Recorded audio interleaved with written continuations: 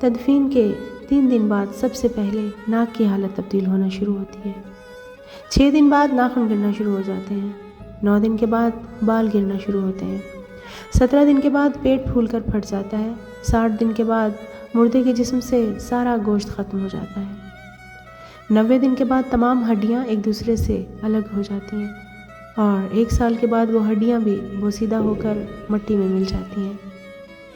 سوچنے کی بات ہے کہ پھر غرور، لالچ، دشمنی، حسد، عزت، وقار، نام، عہدہ، بادشاہت، یہ سب کہاں جاتا ہے؟ خاک میں مل جاتا ہے نا۔ مٹی سے بنا ہوا انسان مٹی میں دفن ہو کر مٹی ہو جاتا ہے نا۔